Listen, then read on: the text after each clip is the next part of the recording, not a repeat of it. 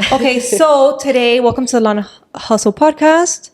Today, I have an amazing guest. Her name is Carly, the owner of Casa Carly, which is an amazing jewelry line. And every time she posts something, I'm like, oh my God, wow, I need this. But the thing with me is I can't just get one thing. You have to get multiple. I have to get it all. I have to get at least like 10 to 15 pieces. If not, I won't get it. And then I just have to make the time for that. So it's true. You have to come in person and just be fully styled. That's how people have to do it. I need that. Yeah. That's why we decided to get a place. Because I kept saying the lack of connection is so, like, just to do it through DM or something and send links. It's very impersonal. And I just want to be able to see people and have them try on all the pieces together. Yeah. And it's true. It's such a different experience. And you can even have like a cute like little rack of clothing for them to like I wear would basics, love to. I would love to see how you can style it. You know, Casa Carly used to be a full boutique. I used to sell clothes, dresses, skirts, and jewelry. So tell us about your story and how you actually got started. Okay, so I know, right? Everything is like a blur. This question is hard. I feel like, so we're 5 years deep now, and I feel like it is a blur. Yeah, and then Mother's Day of next year will be our 6-year anniversary, which is crazy to even think about. But I worked for Lexus. I was a car salesman at Lexus, and I felt like I lived and breathed that dealership. I hated it so much. I was like, I don't know what I'm going to do.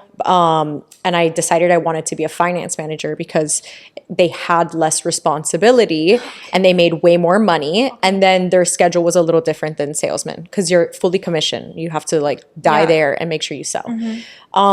So I get the promotion and they move me to the Pinecrest location of Lexus, and I'm a finance manager. And I was so excited. I was like the youngest person employed there, and then also the only female. I was so excited about this opportunity. Oh my God, yeah. I was like, I'm going to kill it. And then when they went to give me my contracts to sign, I was like, what's this pay plan? This is really weird. This is like all different numbers. And they had said, well, this Lexus in specifically has taken like giant cuts. And now you had to start making certain ratios and numbers to be hitting like even to make $6,000, $5,000. So I was like, this is not money. Like people were making $30,000, $40,000 a month. I was like, that's money. That's what I wanted. So at Lexus. So they did a giant pay cut and then onboarded me. And I had to bust ass. It was like 100 times more work than being a salesperson. Anyway, I was so miserable. And I was in a relationship at the time that also made me miserable. And I found out he was cheating on me. And it was like this little rock that flicked me to just do a downward spiral. And starting my own thing was in the back of my head. And I walked into Lexus and I just was like, you know, thinking to myself, like, I've been selling these little bolo bracelets from my stepdad's store on Instagram to like just flip them really quick and have bolo bracelets. Bolo bracelets are sizable bracelets. Okay. So people with skinny wrists can wear a pendant and it stays at the top. Okay. And so I always loved them and was like gravitationally pulled to them because I have tiny wrists. Okay. So, you know, for extra money, I used to just sell them on Instagram. And I had told myself, like, I'm making this a boutique. I don't know, but I'll sell bracelets full time. I'll figure out how I'm going to make the money. I dumped him. I went to work. I quit. I told my mom that like I wanted to leave and I was super unhappy. And her first thing was like, whatever you do, just don't like quit your job. Yeah. It kind of sounds like when it rains, it pours. Yeah. And then, but there's a reason for that. There's a reason for it. So my life was in a downward spiral and I needed money. And so I was like, these bolo bracelets are my saving grace right now. And I have to sell every single one of them to be able to make rent. And when I noticed how incredibly hard. Were you living on your own? Yeah, I was living on my own. I've been living on my own since I was 18. Wow. Which is crazy. Yeah, that's crazy. And so, Is there like a specific reason why? Yes and no. Like I feel like my insides, even as a kid, I just always knew I was like ready to be on my own. Okay. At 16, I felt like I could have been on my own, you know? So when I was 18, I was super excited to just have that journey and I bounced. But I ended up moving to the Keys. Wow. And that way when I was down there, rent was less expensive and I was able to work side by side with my stepdad who had a established jewelry store for like 20 years. Oh, so he's a jeweler. He's a jeweler, like an actual jeweler with diamonds, sapphires, rubies. Wow. And I watched him design and do just like incredible work in Ocean Reef, which is like a very awesome place to always spend time at. And it was really cool. I got to step away and I started this boutique and I was like, I love it. I love doing it. And eventually I just realized like better profit margins and less stress with jewelry. Clothes people have to try on. Clothes is a mission. They're specific. It's a freaking mission. And unless you have a storefront, it's kind of not worth it. And so, yeah, so I just stuck with jewelry full time and started the website and little by little just became full jewelry. Wow. Okay. So what was a pivotal moment or realization that made you decide to take that step? And what advice do you have for others considering a similar transition? Because you said that you found out that your boyfriend at the time was cheating. So you're like, you know what, fuck it. Like nothing matters at this point. Let me just start over. Just start over. I think people have incredible amount of fear with change. And they're too attached. Yeah, I love change. Love change. But I'm an Aquarius, and I feel like that's just in my nature to always just be moving and doing completely different things all the time. But I love starting over. You know, I just think that it's a chance to do things again and make less mistakes. Okay. So when I found out that was happening, I had told myself I don't deserve any of this life because I was in my very early 20s and I wasn't able to spend any time with my family, with my friends, or go get dinner. You're also a mom. What age did you Now I'm a mom. Yeah, so when I was 26 was when I got pregnant. Okay. And that was when I had already had Casa Carly. Okay. I think I was like 2 years deep with Casa. And I ended up getting pregnant. And that was so crazy. That's like a whole different realm of world and responsibility. It's crazy what like you go through in your 20s with having children. Oh my gosh, yeah. And people don't talk about it enough, but as an entrepreneur and being a mother, let alone a single mother, is just a responsibility that is not for the weak. It is crazy. I mean, there are so many times where you just want to buckle and go get a regular job. There were so many times where I'm like, you know what? If I just deactivate my Instagram and go get a regular 9 to 5, a corporate position that would pay me 6 figures, no one would know. And I'm like more than qualified. And I just had to talk myself through those moments. This is not my journey. This is not the easy route, is not where I want to be. I won't be happy with that. But I honestly think that for any moment where you just decide I want to make changes or I want to work for myself or I want to go do these things, you just can't be afraid of change. Sorry, I have a question because I feel like my audience needs this question. For those that have been in like toxic relationships or are currently in one, how did you find the courage not to go back? Because a lot of... I have to admit something. Okay, that's fine. Before that last straw, Okay. I had found 2 or 3 times before hints that it was happening. Like, what are hints? Hints like where I had been like, why are you following these new girls? Or one time. That's a big red flag. That's a big red flag. Yeah, that is. I don't like that. And it was back in the time where if you stalked hard enough, you could see who was liking whose stuff. Okay. So I found myself engulfed in this, psychotic feeling. I have chills where you have the I've been gut through feeling. that. Yeah. And you're like nauseous. And it puts you in psychosis. Yes. Where like you have these episodes where you just go digging and digging and digging. You don't even know who you are. You'll tap out for so long. So I actually found out in the worst way ever. And it was while I was starting Casa. Okay. That one of the girls who had asked to be a part of like the modeling, stuff, she came to me. She was like, I would love to be a part of your brands, like blah, blah, blah, like XYZ, this and that. So when I broke up with him and left him, and decided like this isn't for me anymore. Okay. She came forward and was like, I'm so happy you left him. He is a, POS. And I was like, how do you know that he is that? And I found out that for like 2 years he had been seeing her behind my back. And how long were you guys together for? And I was like, wait a second, you like asked to come be a part of my brand shoots while this was happening behind my back? That sounds like Miami. It was so Miami and it was so weird. And I think that moment was when I realized like, you truly are fully by yourself in this journey.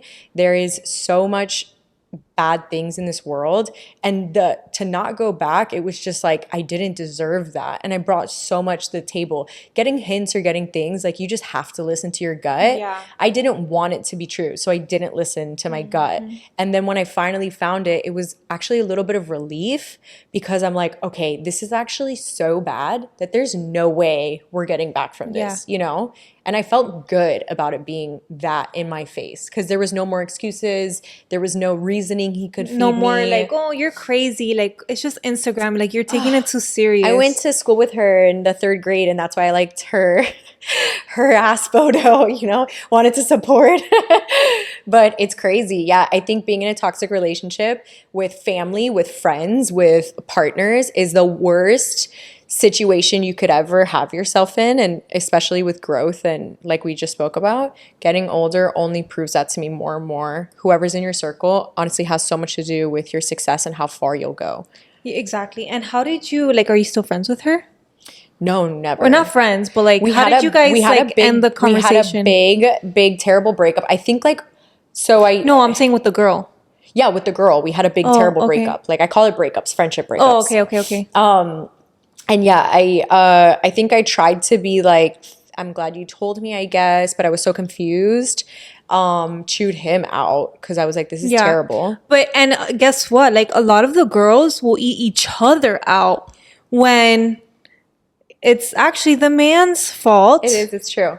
It's like, in that case, I felt like it was very much also her fault, because I was like, why would you come audition for like the opportunity to that's do also this stuff? very It's wrong. very weird. So anyway, maybe because she wanted to just like be closer or be something, in your or world. maybe like eventually tell me. I don't know, but the whole thing was so messed up. Weird. But did you actually end up hiring her? Yeah, I did. She was my main model for all the photos for Casa and all over my website, so it was a little embarrassing. But it's okay. But it was okay. It was fine. Like, this is like a story for you to like tell. This is like your testimony. And I'm glad I have an opportunity to tell it too, because, you know, I've never talked about it. And it was funny. Wow. It was funny because after, I think the biggest fight, there was like a group chat, like argument or whatever. My photographer who took her photos hadn't given me her photos in time. The girls were supposed to get like a goodie bag. And you've started a business before. You know that there are delays, even like in normal world. Somebody tells you in construction, I'm going to do this bathroom, it'll be done in 2 weeks. You know you're closer to 2 months. Like, it's just is what it is. Even with photographers. I feel like photographers, the turnaround time is so absurd. Yeah. So everything had kind of been on pause. And then I guess she started like getting in the other girls' heads. And it just became this really big blow up fight. So she actually like posted about me on her story. Because she didn't receive the because photos she didn't receive her free gift. Oh, okay. She wanted a free backpack. And it was like where she posted me on her story, said I was like a knockoff Fashion Nova and like all these other things. And it was really embarrassing. I never spoke about it. I never I don't ever fuel fire. Yeah. I just like let things simmer. I'm very like Kris Jenner to that. But now 5 years later, it doesn't really faze me. But it is a wild time to think, as a young girl in my 20s, I was going through all of that. And then I was alone through that process. And do you know what, like, where she is now? Like, what is she doing? Because, like, I usually like to hear stories from people who, like, are negative and, like, do things like that and then wonder what they're doing now. They're probably in the same position. Yeah. Or even... You know, to be honest, I never, ever checked up ever again. Wow. I was so happy with the moving forward process. I just never wanted to see or hear any of it. I blocked everywhere. And I just told myself, I will like rebuke both of them with all my being. And it's crazy when you ask the universe for help, because I just kept telling the universe, I never want to see either one of them ever again. Miami's a very small place. I ran into my ex 4 years after that. Was the first time I ever ran into him, and I saw him. Not even 4 years, maybe 5. And I've never ran into her, like, thank God. And I also I think that when you level up, you don't run in those same circles anymore. So... Or put yourself in the position where those people would... Anyone that was closely related to either of those two people were immediately scissor cut off throughout my entire life. So, and it's also crucial to be able to adapt and know what's right and wrong and then just move forward with that, you know? But yeah, man, I don't know how I got through that. If I had a daughter, I'd be like, are you okay? It's crazy. Like, I feel like everything is like a blur to me, because I know that I've experienced like a lot of bad stuff, but I can't think of anything right now. Yeah. It's crazy that your mind does actually purposely like kill out those memories so that you don't I guess reflect on them too much. Actually, I guess starting off my business too, when I was with Olivia's dad, I caught him like texting another girl through like another app, and then I broke up with him. It's for, always like, the apps, right? Yeah, it's always like it was hidden... WhatsApp that I found. Oh, at least here that's a little bit more open, but he had them registered under like station fax this, station fax that, and I'm like, you think I'm stupid? What the fuck is a fax machine is calling you at 11 o'clock at night? Like that's how I caught him, because I'm like, fax machine, what? Like I was like, but they get crafty. It's always the apps. And I feel like in your 20s, like you still have that energy to like, even if you were up all night, like crying, you have and, like, the time, sleepless nights. You have the time. You have like the time and the energy to just get up and work the next day. 100%. I would go. Well, the one thing I was always is money hungry. I remember like in my sales interviews, people would ask me what motivates you, and I always said money. It was just, that's what my reward was that I wanted to give myself, was comfort. Do you think that you can be happy and have like little to no money? No. I know that answer. No, there's no way. Yeah. Because I think it's the comfort that comes from it. People think that when you become an entrepreneur, you get freedom of time, and you don't. You have no time, and your vacations are fully wrapped around, delegating and making sure things are going okay. You have more risk. But you have more freedom of how you want to spend your time and when you will accept and do things, or how you want to do things, So I think, but honestly, that can either like, you can either like make it or break it, because if you're not disciplined with your time and you just spend whatever you make out, like somebody's gonna come, many companies will come and just like sweep you off your feet, because I feel like the more time you put in, the more money you make. Yeah. So something I always noticed about you that I just want to like applaud you on, and just say something that I love whenever I see your page and stuff, is I've noticed out of so many Miami entrepreneurs, partying isn't like a life habit with you. You're very thorough with work, and so am I. And I feel that that's my hardest. That's kind of why I don't really click with so many different people, is because I'm home. I like to be a mom. Oh my God, yeah. I want to be with my baby. And then those times I go out, I'm like, I want to do dinner or something. Yeah. I don't want to be at, I don't know, like I can't even think of a club, but I don't want to be at Live or something, I don't want to go to Wynwood at midnight and go start, like, I don't know. I just don't want to do those things. I already did that, like. Well, you worked nightlife. That's crazy. For like 2.5, 3 months, and I had very bad anxiety. Ugh. And then I'm like, I kept asking the girls, like, how do you stay up? They're like, oh, we just take like a bunch of Adderall. And coming from my parents being addicts, I'm like, drugs? Like, Adderall, I know that if I take that one time, the next time I'm tired, I'm just going to be like, oh, Adderall. Let me do it, Adderall. And I just don't want to depend on a substance to feel a certain kind of way, because I know for me, in my blood, that's what it can lead to. Yeah, that's crazy. I mean, I know that people have taken Adderall and they're not addicted, but I know I have a very addictive personality. Yeah, Danielle says it's like I'll take a Pilates class one time and then I'll rave about it. And you'll be honed in on it. Exactly. Yeah. Exactly. And that's a great and bad thing in life. It can be good or bad. But I just love whenever I see, I'm like, this is such a perfect example for the younger generation, that if you do want to be successful in anything you do, it requires time and consistency, patience. And then also, I'm sorry, you just can't spend all your weekends out partying. You're not going to get anywhere. You won't be focused for Monday. Yeah. I started my no drinking journey, and it's been a game changer for us. And I drink now, maybe I drank 2 months ago, and the only reason why I drank was because like I wanted to be social around people that I didn't know at a house. Mm-hmm. And then I definitely felt it that like the next day, I'm like, there's no freaking way that I'm ever gonna drink like 4 to 5 what was I having? Vodka sodas, because I couldn't even function the next day. I felt horrible. I was depressed. I missed my workouts. I love working out Saturdays and Sundays. Doing something active is so important. And I just get excited going to like the trampoline park. I love seeing my kids happy. Like, I don't know, it makes me happy. And even though it's like, my husband will say it's like chaotic and he just wants to stay home, I'm like, I mean, we'll go there for 2 hours and then we'll come home. Done. Yeah. But that's important because there's a lot of people who are, you know, in the entrepreneurial space and they would rather go to brunch on Saturday and be drinking all day. So it's different what you feed yourself and your mind and your body and soul. And if you're an entrepreneur and you're making good money now and you're still partying, I would tell you to explore 2 or 3 weeks of not partying and watch the mental change that you go through. But then I think that those are also the same people saying that, let's say like a ticket to a course or a live event where you can actually network with like-minded people, or it's too expensive. Yeah, it's too expensive. But they'll pay $2,000 for a table at wherever. No way. Yeah, that's crazy. I mean, courses are so important. And I saw you started doing business consultation.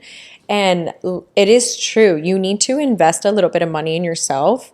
It's so funny because after 5 years of being in business, I'm like, where's all this money? Because you know when your accountant does your taxes and stuff, you're like, what? Like, who did that? That's not my business. Yeah. But it's crazy. All your money just goes back into your business if you're doing it right. Yeah. And if you're not willing to like have friggin', you know, like $1,000, $2,000 in your bank account for the first 4 years of doing something, just don't do it. Right now, I still keep very little money in my personal bank account. Yeah, because you're always constantly putting it back into your business. Always. And if you want it to grow, you have to, you know, or even in the way that you operate, like what you're putting, how we were just talking about, like purchasing clothes and stuff like that. Purchasing clothes, so your closet and getting dressed are actually the most powerful form of manifestation. Wow. I just learned that. And I was like, there's a online course called Mindful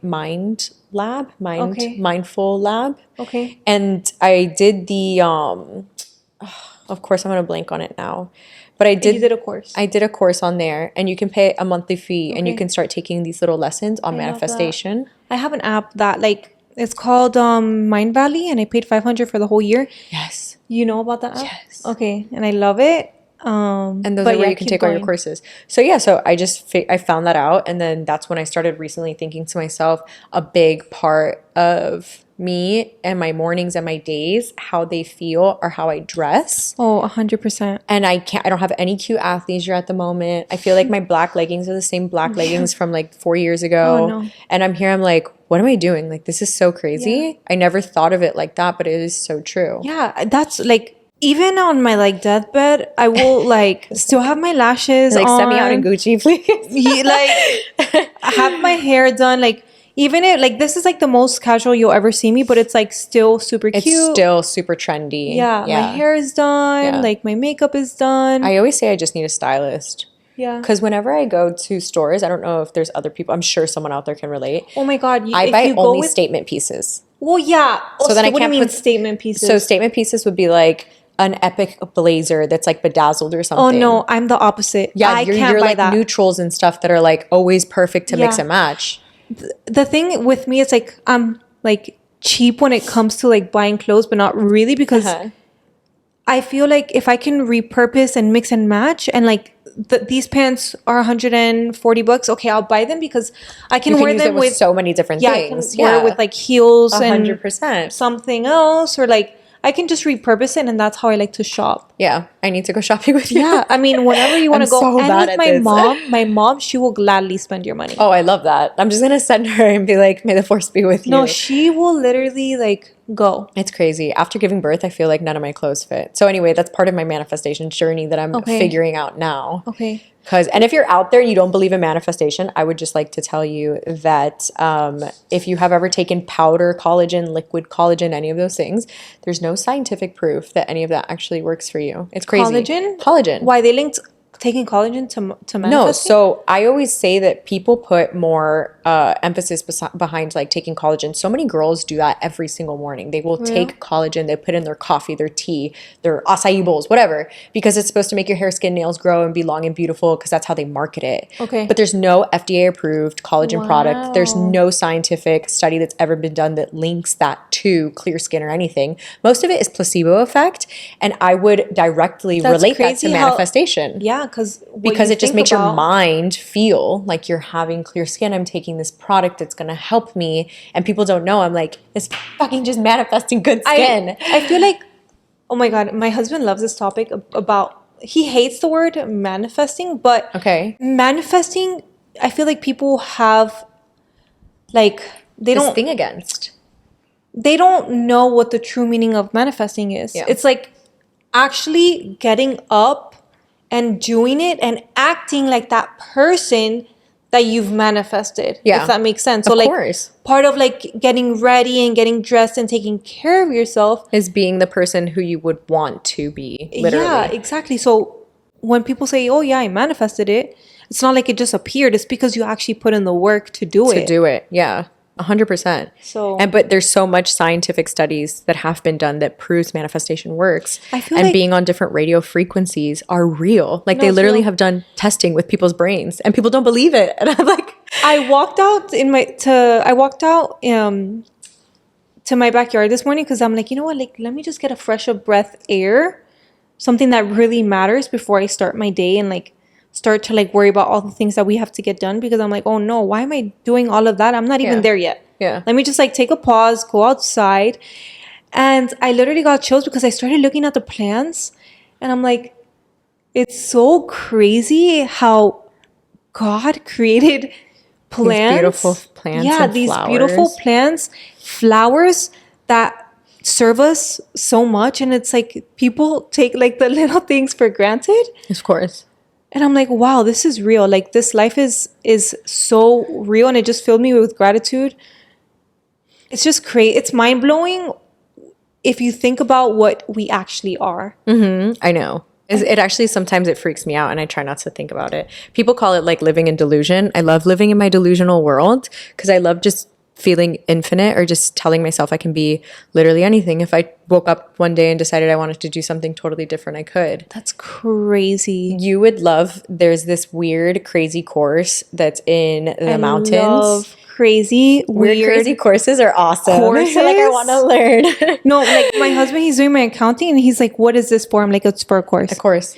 What is this for? Oh, another course. A training. Like, an entrepreneur course. You spent $6,000 on courses in 1 month, but it'll come back tenfold. But you're like so like picky with what you spend it on elsewhere. I'm like, damn right I am. My education's my everything, and that is more important. 100%. Yeah, well, I don't look at the money coming in. I mean, I don't look at the money going out. I'm like the money coming in. Yeah, exactly. Yeah.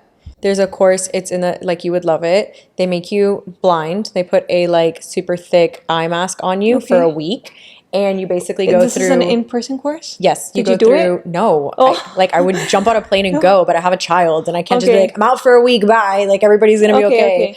No, but yeah, it's this very, very thick barrier eye mask. And you wear it for an entire week. And you go through therapy and counseling sessions and all these different things. You go through group training. You go, like, hiking and stuff like that with this thing on you to show you, you know, that you can get through hard things.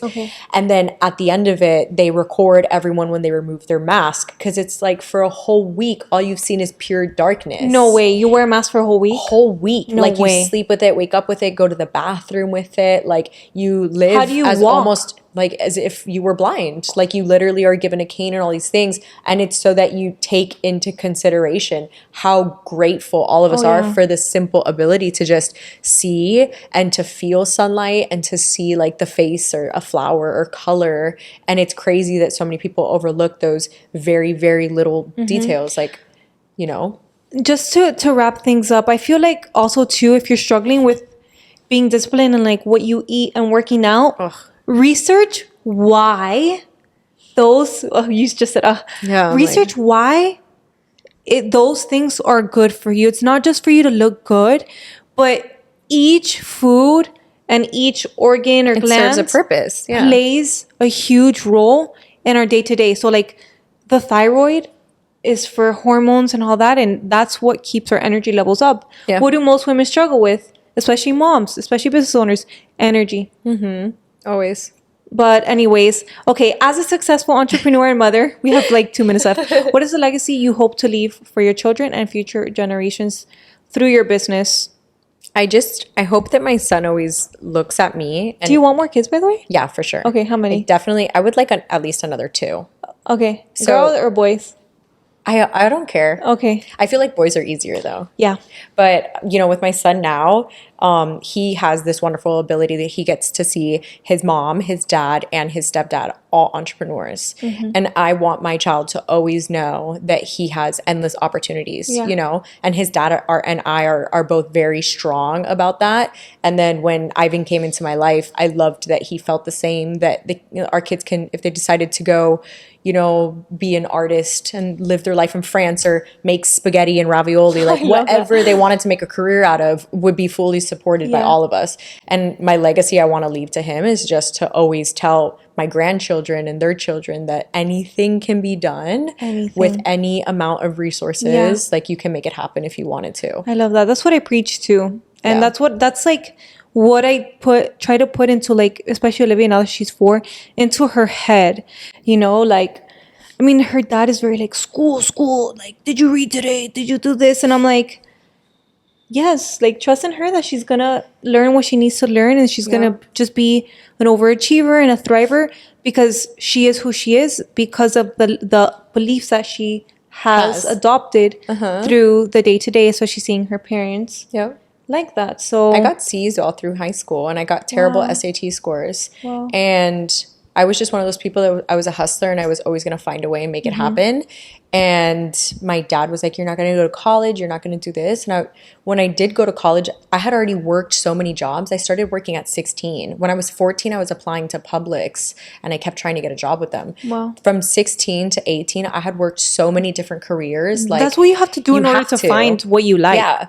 And also, too, to get experience, I had worked retail, construction. I was a receptionist. I did so much. By the time I was 18, I was like, I could do anything. Same. Yeah. And so once I went to college, I was like, I already know about this stuff. These business courses were teaching me taxes and stuff, but I had already opened an LLC and things. Wow, look at that. So I had told myself, like, this just is not for me. And the universe kept reminding me that this is not my route. Yeah. I think school is a scam for the most part, unless you're going to be like a doctor or a lawyer. Yeah. And I'm thankful for those occupations that we have. For sure. But most people now are going to school for business, and the best way to like thrive in business is not to go to business school. Go do it. It's to really like get in it.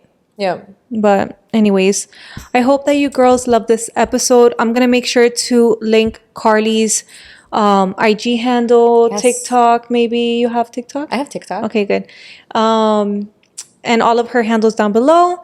Comment down below on what you girls want me to talk about next, and then I'm sure they're gonna love you, because I already know my audience. They're gonna be like, oh my god, bring her back. I feel like we need to start talking about like more They're gonna want answers. Experiences. They're gonna be like, wait, what happened here? Yeah, and like just like girl tea, but like positive girl tea. And like how we overcame those situations. So like the point of it is not just to talk shit. It's just to like give people like the courage to, if you went through this and this is how you overcame it. Everyone gets through it. This too shall pass is the greatest thing to live by. Yeah, and like I want to start talking about like more fitness, more food. Oh, yeah. Fashion, hair. Absolutely. Well, we talk about business too. Yeah, I love that. But anyways, I love you girls. Don't forget to subscribe, like, and comment down below. Bye. Bye.